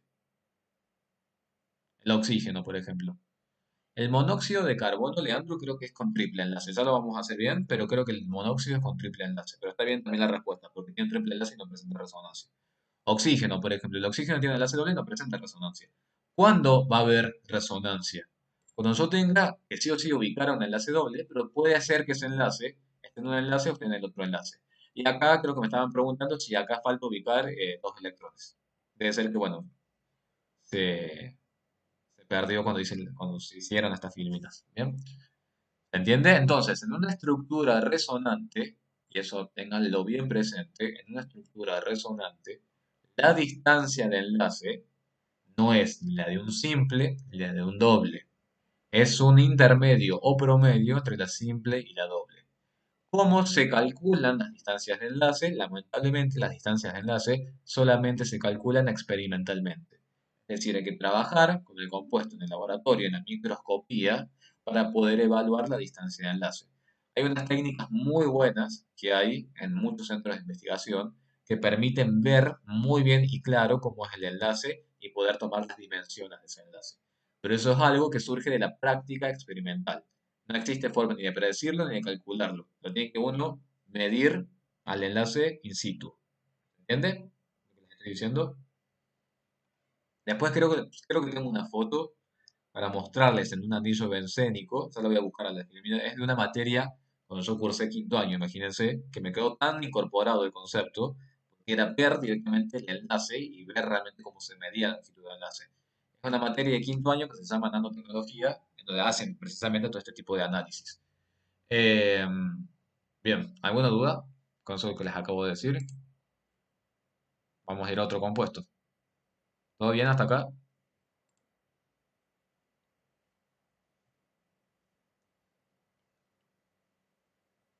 Bien, perfecto.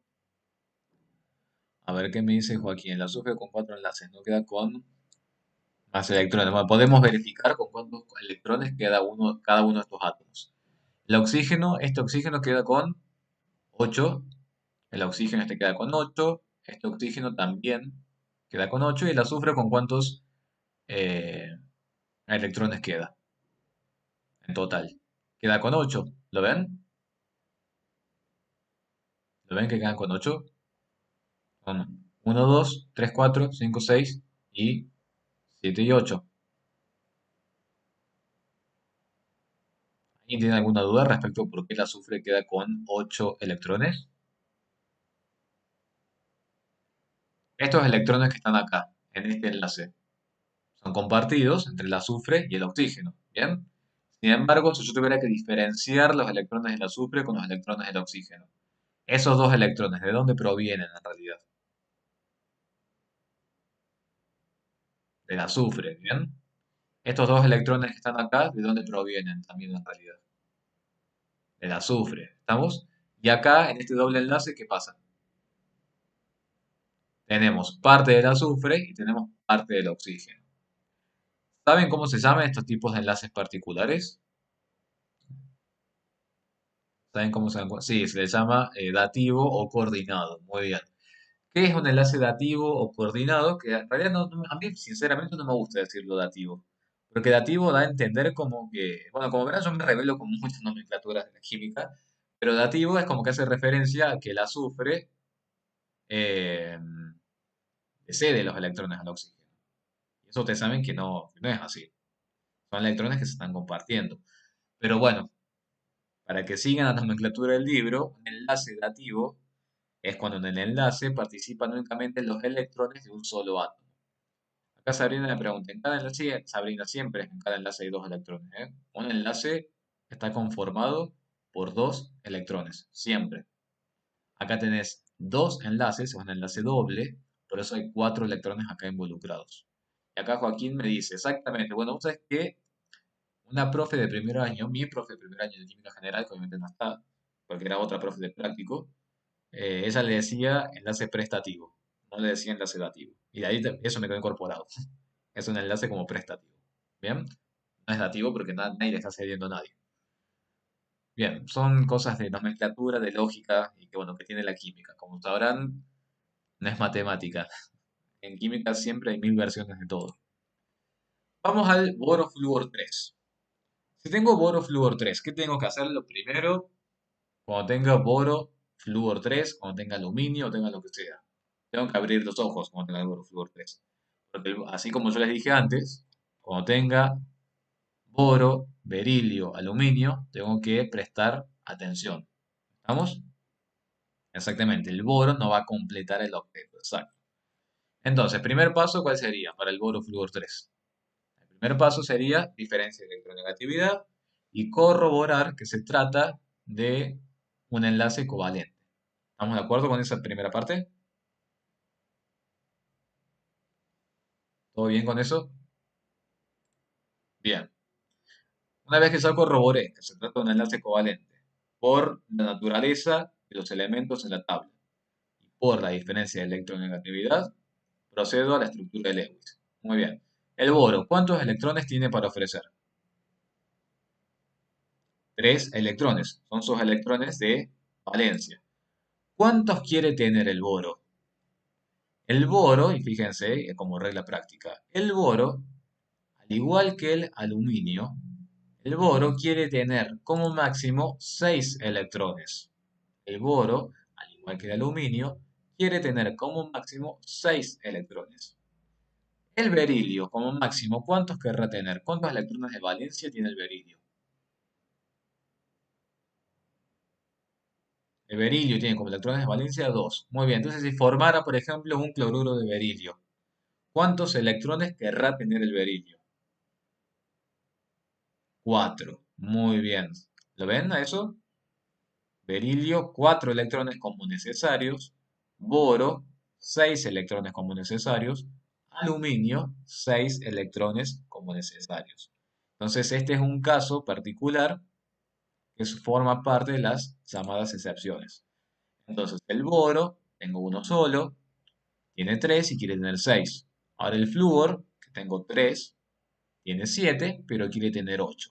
¿Estamos? Si hacemos la cuenta, ¿cuánto nos da esto? 30 menos 24 será igual a 6 electrones. 6 electrones conforman 3 pares de electrones. 3 pares de electrones son los 3 enlaces. Y los 3 enlaces justamente son los que nos permitan a nosotros ubicar a cada átomo de flúor alrededor del átomo de boro. ¿Está claro?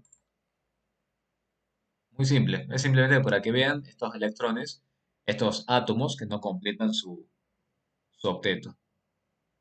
¿Alguna duda? ¿Todo bien? Bien. Ahora vamos a ir a otro compuesto más. Este es el que yo les digo, donde tenemos que prestar atención. Fíjense, yodo, flúor 5. Bueno, creo que debe ser el mismo que se los nombré antes. Yodo, flúor 5. A ver, si empezáramos a trabajarlo del modo que veníamos haciendo siempre. El yodo, ¿cuántos electrones tiene disponibles para ofrecer? 7, muy bien. ¿Cuántos querrá tener el yodo? Son lo que sabemos siempre. 8, muy bien. El flúor, tengo 5 flúor. ¿Cuánto tiene el flúor para ofrecer? 7. ¿Y cuánto quiere tener el flúor? 8. Yo hago las cuentas, ¿qué pasa acá? Son 48 electrones necesarios y 42 electrones disponibles. Quiere decir que según esta cuenta, son 6 electrones los que se van a compartir, lo cual daría lugar a la formación de 3 enlaces. Pero ahí es donde yo tengo un problema, porque me está diciendo esta reglita que se necesitan 3 enlaces, y yo como mínimo, ¿cuántos enlaces necesitaría? 5, exactamente. Yo necesito como mínimo 5 enlaces. Entonces, ¿qué vamos a decir en este caso? Vamos a decir que el diodo indefectiblemente tiene que expandir el octeto. ¿Cómo voy a hacer para hacer la nueva regla práctica? Voy a aumentar la cantidad de electrones necesarios.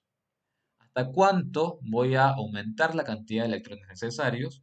Y la voy a aumentar hasta la cantidad mínima de enlaces que yo quiero. Esta cantidad que está acá, de 1 por 8, le corresponde a una cantidad de 3 pares de electrones. ¿Cuántos pares de electrones quiero tener yo? 5. Habíamos quedado de acuerdo, ¿cierto? Yo necesito tener 5. Si tengo 3 pares, me hacen falta 5. ¿Cuántos pares me hacen falta para poder tener la configuración que yo quiero? 2 pares. 2 pares, ¿cuántos electrones involucran? 4, exactamente. Quiere decir que si yo dije que el yodo tiene 8 electrones necesarios, ahora voy a decir que el yodo tiene que tener 12 electrones necesarios. ¿Por qué 12 electrones necesarios? Porque son los 12 electrones que se necesitan para formar como mínimo 5 enlaces. Entonces, fíjense que acá no hizo falta memorizarse absolutamente nada. No me hizo falta memorizarme que el yodo pertenece al grupo 17, que pertenece al quinto periodo, que puede expandir objetos. No me hizo falta. Simplemente aplicando la regla práctica, me di cuenta que el yodo sí o sí tiene que expandir el octeto. ¿Me siguieron con eso? ¿Alguien quiere que repita algo?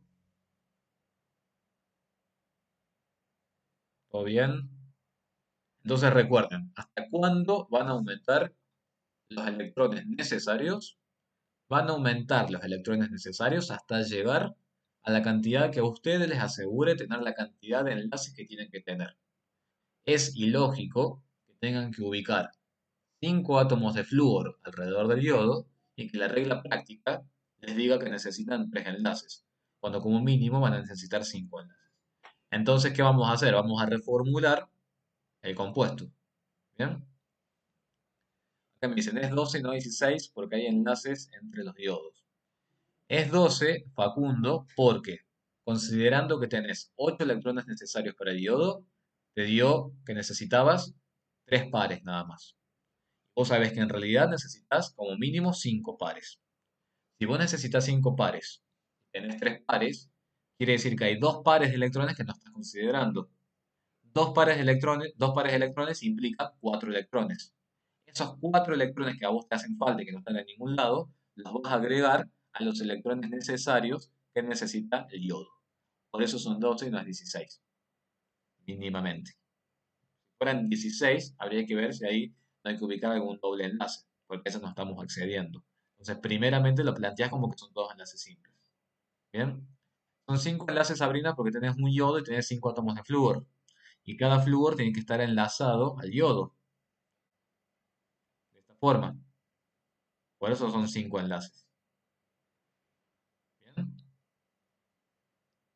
Mínimamente necesitas a cada flúor enlazarlo con el yodo. Y si tenés 5 átomos de flúor, necesitas mínimamente 5 enlaces.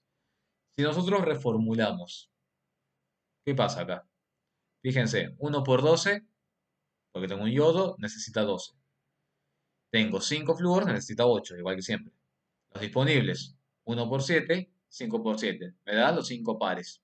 ¿Bien? Entonces, formemos los 5 pares. Será un par para cada enlace yodo-flúor. Veamos qué pasa acá. Entonces, tenemos yodo, un enlace con flúor. ¿Por quién está conformado este enlace? Un electrón le pertenece a quién.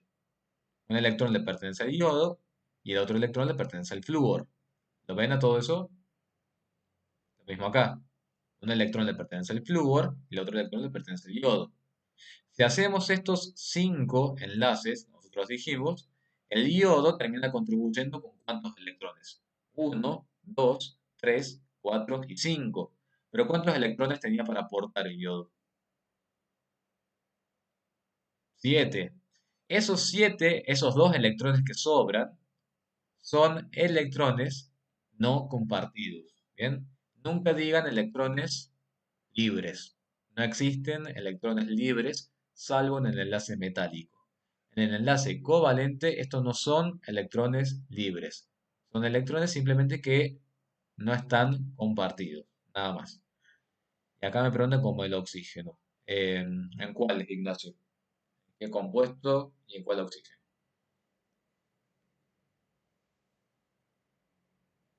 Así lo podemos ver.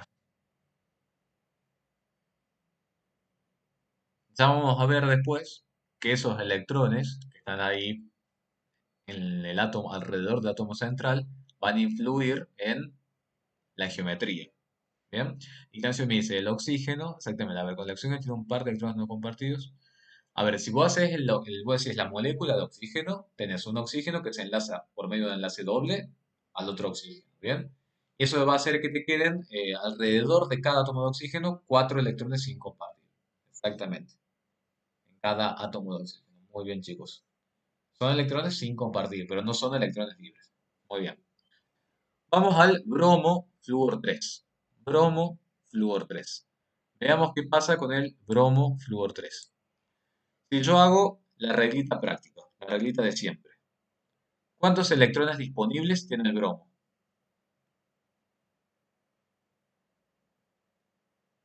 7. Ya te respondo, Sabrina. ¿Cuántos electrones necesarios tiene el bromo según la regla de siempre, sin hacer ninguna modificación? 8, porque sería lo que quiere tener. Flúor son 3, 7, bien, igual que siempre. Flúor son 8, son los que quieren tener y tengo 3. La cuenta, fíjense, son 32 menos 28, 4 electrones que implican 2 pares. Yo como mínimo, ¿cuánto querría tener? Como mínimo, ¿cuántos enlaces querría tener? Como mínimo necesitaría 3 enlaces. Según la regla práctica me quedaron 2 enlaces. Entonces, si necesito 3 y tengo 2 enlaces, ¿cuántos electrones me están faltando ahí para poder ubicar?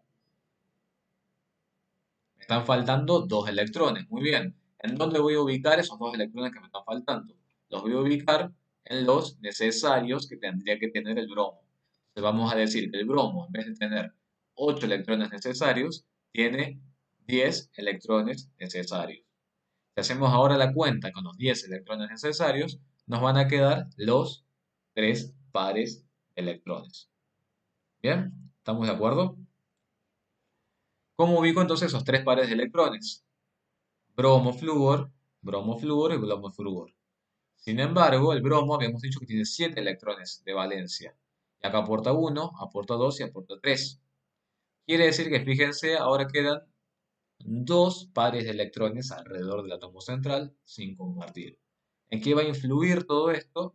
En la geometría electrónica, en la geometría molecular y por supuesto en las propiedades del compuesto. ¿Bien? ¿Alguna duda hasta ahí? Voy a responder una pregunta. Vas a empezar, le voy a responder a Sabrina, voy a buscar la pregunta. Dice Sabrina, siempre existe esto de que el átomo central comparta un electrón y los átomos enlazados comparten. Sí, como regla general, Sabrina, sí, es así, en donde en un enlace simple los electrones son compartidos por un átomo y por el otro. Un electrón es de un átomo y otro electrón es de otro átomo.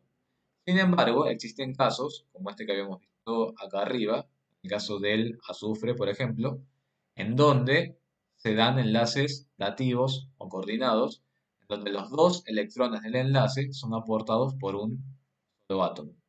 ¿Bien? Es por eso, nada más. Existen particularidades. La mayor parte de las veces no. Es un electrón de un átomo y otro electrón de otro átomo. Bien, vamos a ir entonces. Sí,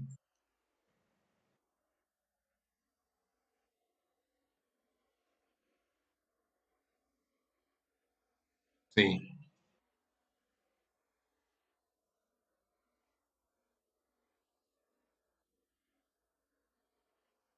El átomo central siempre es el más electropositivo.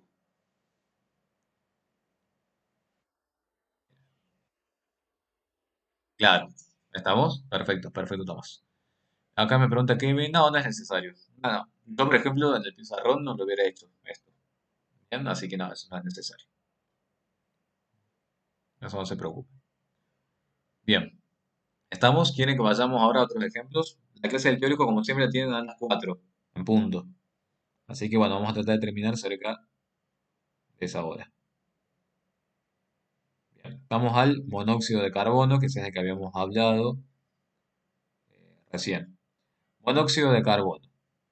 Disponibles para el carbono, 4. ¿Cuántos necesarios tiene el carbono? 8. ¿Cuántos necesarios quiere el oxígeno? 8, pero eso puede escribir directamente 2 por 8 igual a 16. ¿Qué pasa con el oxígeno también? Son 6 los que tiene y el carbono tiene 4. Fíjense cómo nos queda esto.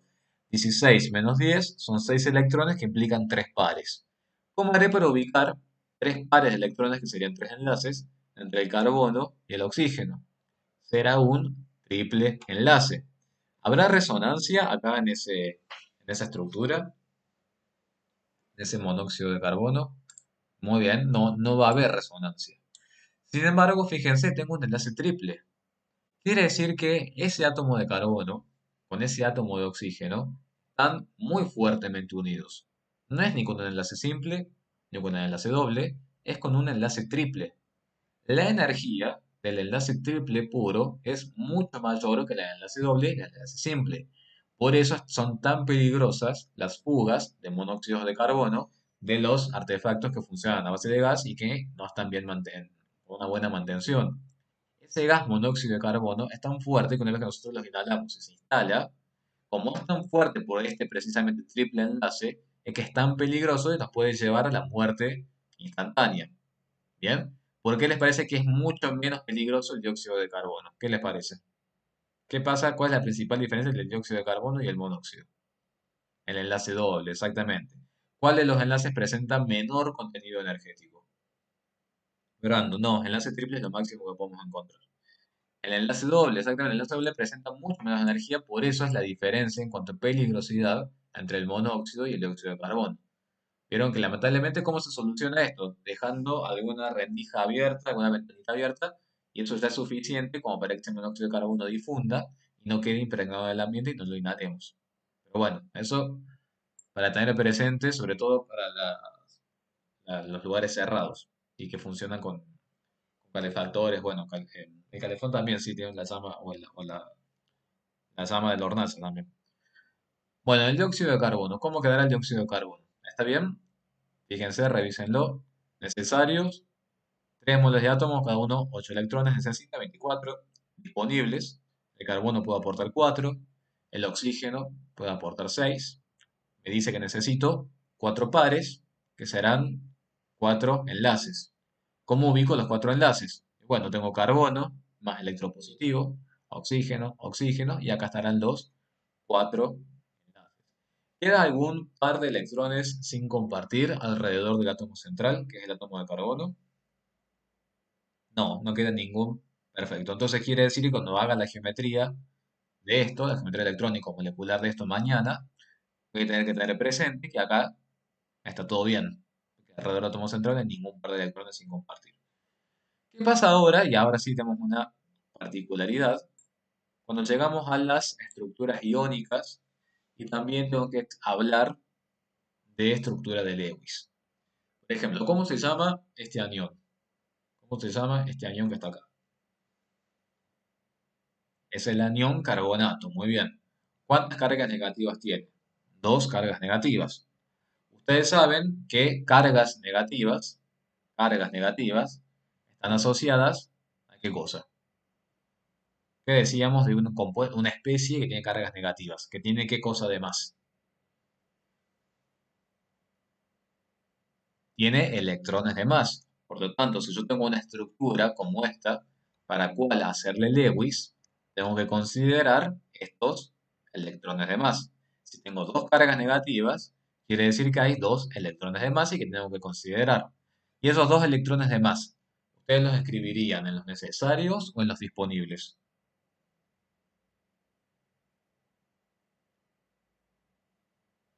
Esos dos electrones de más, muy bien, los van a ubicar en los electrones disponibles. Muy bien. Entonces, primero hagamos la cuenta y después ya vamos a ver cómo los ubicamos en la estructura. Disponibles entonces el carbono, un solo carbono y cuatro. Disponibles para el oxígeno, tres oxígenos y seis. Y a esta cuenta le tengo que agregar los dos electrones de más que tengo por tratarse de una especie aniónica. ¿Qué pasa con los electrones necesarios? Como en ambos átomos necesito 8 electrones necesarios, escribí directamente 4 por 8, pero si no, pueden hacerlo. 1 por 8 más 3 por 8. ¿Bien? Resultado de esto, 32 menos 24, 8 electrones. 8 electrones son 4 pares de electrones. 4 pares de electrones son 4 enlaces. Como mínimo, ¿cuántos enlaces hubieran querido tener ustedes? Como mínimo. 3, muy bien. Y la regla práctica me dice que tengo enlaces de más. ¿Qué hago entonces cuando tengo enlaces de más por ubicar en la estructura de Lewis?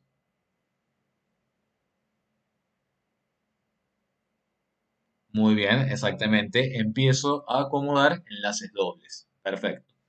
Pero acá yo tengo una particularidad. Pero que tengo que acomodar enlaces dobles, pero a su vez, si ustedes se fijan, tengo dos electrones de más. Esos dos electrones de más, ¿los ubicarían ustedes en el carbono o en los oxígenos?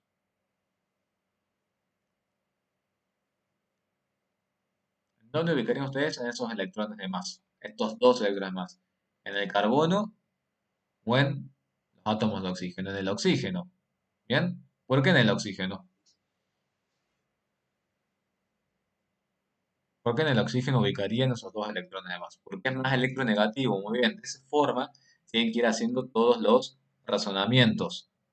¿Estamos? Tienen que hacer de ese modo los razonamientos. ¿Alguna duda? No sé por qué pide perdón Mateo. Ah, bueno, pero yo en realidad no me doy cuenta de lo del mayúscula de eso. Está bien. Fue como con énfasis. Él está convencido que está en el negativo. Está muy bien. Bueno, entonces veamos, chicos. A ver cómo queda esto. Así los dejo ir. Que tiene después la otra parte de la clase. Veamos. Este oxígeno forma un enlace doble con el carbono. ¿Cómo serán los electrones que están compartidos en este enlace doble? ¿De dónde provendrán?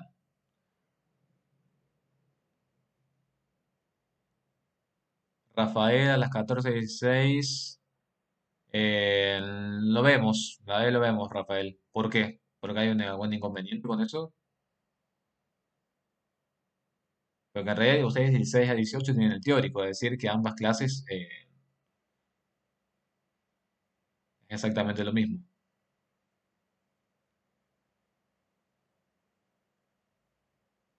O sea, a todos les queda más cómodo las 14.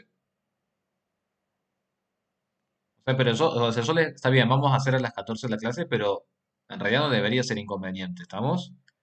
Porque 16 a 18 es el horario del teórico y el horario de clases. O sea, es el horario que ustedes tendrían que tener disponible para la materia. Bien, o sea, lo vamos a hacer de 14 a 16, no hay ningún problema, pero en realidad debería poder ser a las 16, como habíamos dicho. Bien, bueno, pero vamos a hacer de 14 a 16. Bueno, acá, carbono, oxígeno, de los electrones que están acá. ¿Quién le pertenece, cuántos le pertenecen al carbono? ¿Cuántos le pertenecen al oxígeno? Muy bien, dos para el carbono y dos del oxígeno. ¿Por qué este oxígeno es el único que forma el enlace doble? Porque si ustedes se fijan, este oxígeno y este oxígeno, como tienen un electrón de más cada uno, ¿cuántos electrones termina teniendo cada oxígeno? Termina teniendo 7 electrones cada oxígeno. Entonces, si cada oxígeno termina teniendo 7 electrones, con un electrón más que tomen del carbono, van a llegar a tener los 8 electrones. ¿Estamos? ¿Lo pueden ver?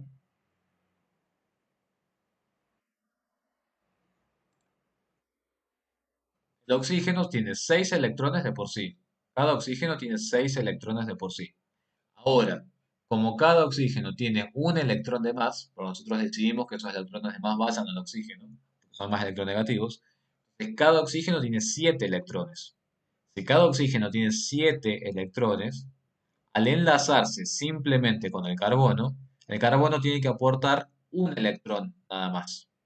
Si el carbono aporta un electrón y el oxígeno aporta un electrón, entonces el oxígeno termina quedando con los 8 electrones. Acá tiene que hacer sí o sí un enlace doble, pero este oxígeno tiene 6 electrones nada más. Entonces el carbono tiene que aportarle 2 electrones. Pero si el carbono aporta 2 electrones y el oxígeno aporta 2 electrones, entonces por eso queda con 8 electrones, tanto el oxígeno como el carbono. ¿Estamos? Ahora, ¿qué más dijimos? Está este doble enlace. Si tenemos este doble enlace, perfectamente puede estar acá o puede estar acá. ¿Lo ven? Si ese es el caso, ¿cómo se llama esta estructura que está acá? Es una estructura resonante. Muy bien. Es una estructura resonante. ¿Bien? ¿Están de acuerdo con eso? El doble, ¿cómo será la longitud del enlace acá? La longitud de enlace exactamente será intermedia entre uno simple y uno doble. Y es el caso del ejercicio que vamos a ver. Fíjense, acá nos piden comparar entre el monóxido, dióxido y carbonato. El monóxido, ¿cuánto habíamos dicho? ¿Qué tipo de enlace habíamos dicho que tenía? El monóxido. El monóxido tenía un enlace triple. Fíjense que es el que tiene la menor longitud de enlace. El dióxido de carbono tenía un enlace doble. ¿Bien? Y el carbonato, también, el carbonato tiene un enlace doble. El monóxido tiene el triple. ¿Bien? Y acá está comparando con un enlace simple. Fíjense cómo varía el contenido energético. Fíjense que el contenido energético para un enlace triple, fíjense la diferencia que tiene respecto a un enlace simple. Bien, enlace carbono-oxígeno. Fíjense que el enlace carbono-oxígeno triple presenta mayor contenido energético en relación a un enlace carbono-oxígeno simple. Yo tuviera que acomodar para el carbonato, el dióxido y el monóxido. ¿Cómo dirían ustedes que es? El monóxido dijimos que era un triple. Si el monóxido es triple, presenta la menor longitud de enlace. ¿Estamos de acuerdo? ¿Qué pasa con el dióxido de carbono? El dióxido de carbono, ¿qué tipo de enlace presentaba? Uno doble. ¿Estamos? Uno doble que es mayor, obviamente, al triple en cuanto a la longitud de enlace. Y el carbonato, en realidad, tiene una longitud de enlace que no es la del enlace doble, porque si fuera la del enlace doble, tendría que tener la misma longitud de enlace que la del dióxido de carbono. Es una longitud de enlace ligeramente superior a la del dióxido de carbono. Fíjense que experimentalmente se determinó que en el carbonato la longitud de enlace es aproximadamente 1,29 Armstrong. ¿Cuál es la longitud de enlace del doble puro? ¿Cuál es la del doble puro? 1,22. Entonces, fíjense que este 1,29 es aproximado como el del enlace doble. Está entre el simple y el doble. ¿Lo pueden ver? ¿Alguna duda? ¿Cuál es la clave de este ejercicio?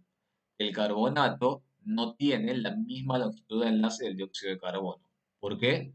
Porque por más que haya dobles en los dos, esta presenta resonancia. Por eso tiene esa diferencia con las longitudes de enlace. Bueno, mañana vamos a seguir trabajando con aniones. Mañana vamos a seguir trabajando con aniones de esta forma. Y si pudiéramos, empezaríamos directamente con el enlace iónico. Creo que sí, vamos a poder. Y bueno, a lo mejor solamente nos queda geometría electrónica molecular para la semana que viene. Bueno, entonces los dejo para que vayan al teórico y nosotros nos vemos mañana. ¿Estamos, chicos?